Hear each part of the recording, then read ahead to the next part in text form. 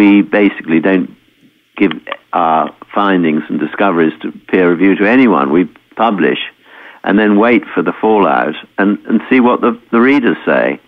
I think that's extraordinary. It's almost like exploration and discovery gone open source. Do you know what I mean? I don't, I'm afraid. Okay. No. Well, in the computer industry, electronic industry, open source is this open environment where people can share information, they can share discoveries, they can share ideas, paradigms, etc., and then you can get a better synthesis of something. The more sharing there is of information and checking and cross-checking and people getting involved, you actually end up with a better synthesis and clarity of what's happening and what happened. Yes. And so you've taken this to what I call an open source level instead of strangling it inside of peer review in that paradigm. Well, that's very interesting. I didn't know about that, so I'm thank you for the information. But what's happened is we've gathered, we've had hundreds of thousands of emails over the years, and we've got a website for which we have 13,500 subscribers, who are people who are knowledgeable about different aspects of life and new discoveries, and above all open-minded. And they contribute a huge amount. So when we get something new, we put it on our website, and they comment. But they basically are not professional historians. They're biologists, chemists, mathematicians, astronomers, and so on. So we do get a great deal of feedback from what we say is new evidence and so on. And I'm very interested in that you say other people operate in the same way, and we'll look into that. I'm sure we can learn a lot. Well, you're already doing it. You've already kind of set sail, if you will, with that paradigm and the process. And the fact that you recognize that the peer review function has such constrictive limits that it actually prevents and obstructs discovery and the advent of new knowledge. It certainly does with history, no question whatsoever. I mean, the more you go into it, the more ridiculous traditional history is.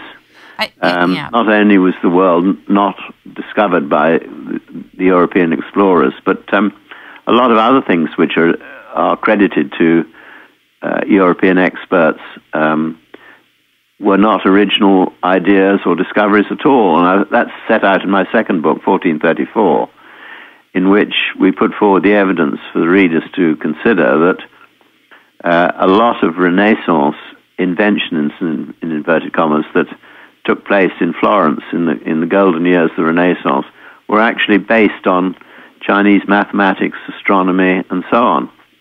And they weren't original. So the further one progresses down this path, you start at the end to question everything. The way you talk about your process, like things came to you, you asked questions, things didn't add up, things didn't make sense. It's like you followed the next thing and the next thing and the next thing, and before you know it, you had a tiger by the tail. well, right? I mean, people now bring all sorts of things to our websites, and I've got into the habit of not throwing anything out. So, for example, a chap came along about a week ago and said, look, I can tell you something you don't know, which is that the people from Norway, the Norsemen, conquered Central Arabia 3,000 years ago. So I said, how's this? And he said, because I found rock carvings in Sweden of their ships, and I found rock carvings in Central Arabia, and they're absolutely identical. Wow. So I thought, well, this sounds very odd. It's most unlikely, but I won't discount it immediately. So I went down and looked up these rock carvings, and he's absolutely right. So it seemed as if the Scandinavians had settled in the Middle East and so on, and created their own little fiefdom or empire.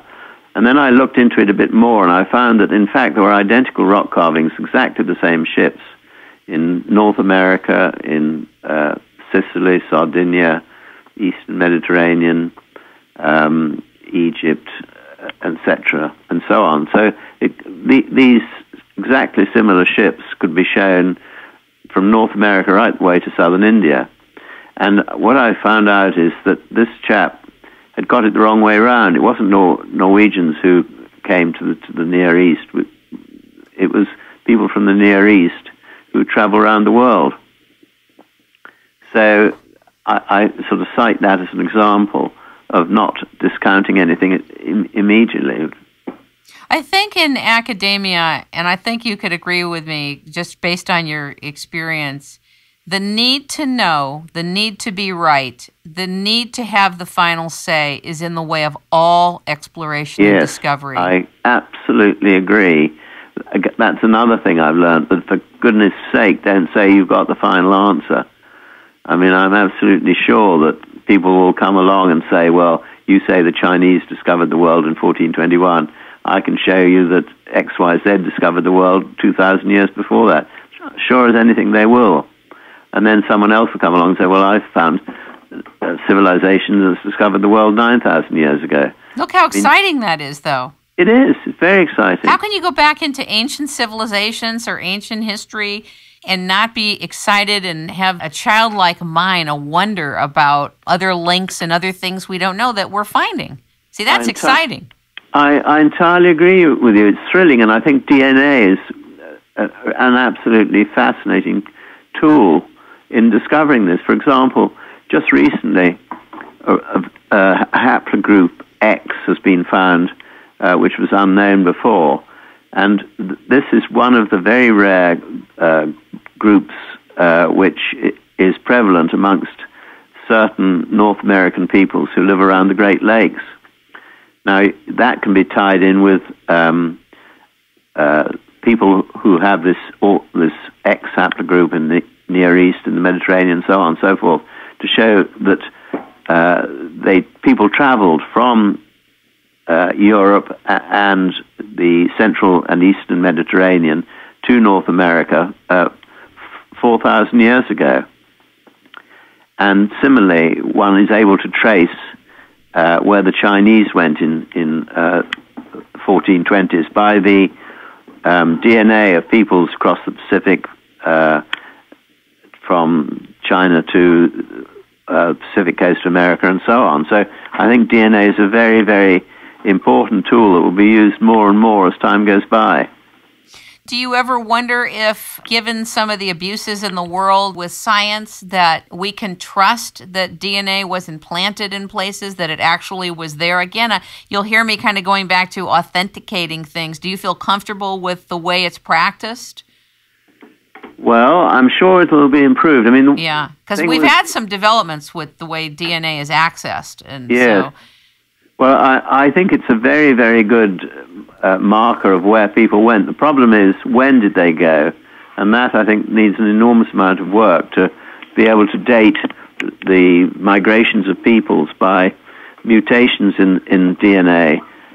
Once that's solved, then I think we'll have a completely different view on how the world is populated. I mean, one of the most extraordinary things to me is how experts still try and hold to the concept that America was peopled by people crossing the Bering Straits when it was frozen. It's a matter of common sense. Why on earth would anyone want to trek 4,000 miles in the bitter cold to go from Northeast Asia into North America across the ice fields? Why not go south and island hop from place to place where you've got food? So I think that's another sort of tenet which has been held for a hell of a long time, is going to go for a ball of chalk as well, the fact that America was not populated across the Bering Straits. So the question then is, who writes history? Who writes history? Well, I suppose if we put that question on our website, 90% of the people who replied would say the victors do. The vanquished have no chance. Did Queen Isabella fund Columbus for whatever was going on? What is the truth about that? She did fund Columbus. She and Ferdinand. I mean, his timing was impeccable. He arrived at their court just when she'd expelled the Moors from Granada. So they had finished fighting for the moment, but they wanted to pursue